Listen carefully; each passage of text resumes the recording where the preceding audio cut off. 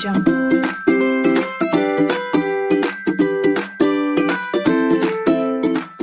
Orang yang pertama kali membawa Al-Quran ke Pulau Jawa adalah Syekh Subakir. Syekh Ahmad Subakir membawa Al-Quran, diperkenalkan kepada Ratu Sima, Raja Kalingga di Jepara. Walaupun si ratu ini tidak masuk Islam secara eksplisit, tapi memahami kandungan Islam, yaitu Islam atau Al-Quran mengajarkan keadilan, seadil-adilnya. Maka Ratu Sima, Kerajaan Kalingga, Jepara, terkenal ratu yang paling adil. Dan masyarakatnya dipersilahkan, diberi kebebasan memeluk agama Islam. Syekh Subakir mempunyai tugas apa? Merantai apa? Mengkerangkeng apa? Mengikat makhluk-makhluk jahat yang ada di Jawa. Semua diikat dengan rantai, dibuang ke Laut Selatan.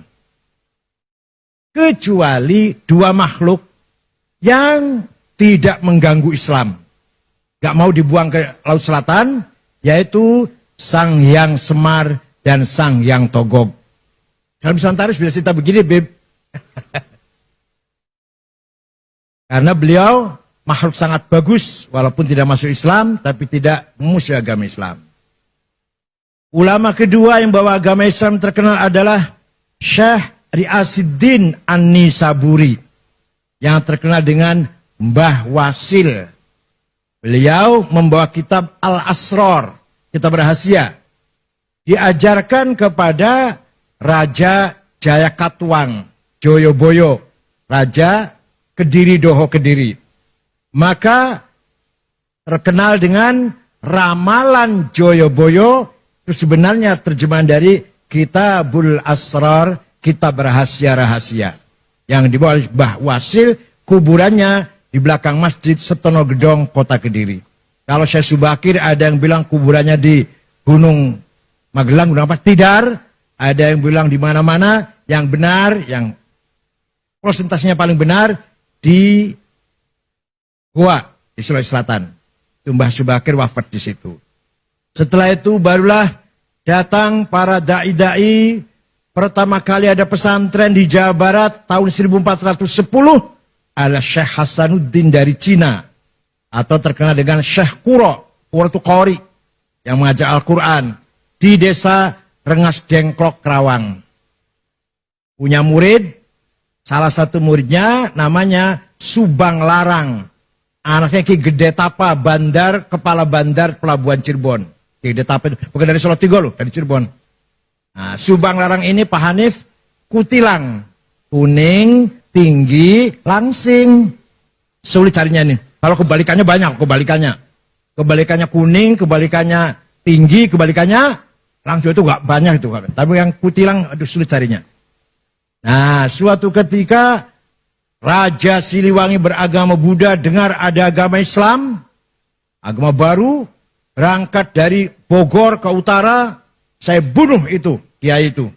Sampai di sana mendengar kutilang sedang baca Quran, klepek-klepek.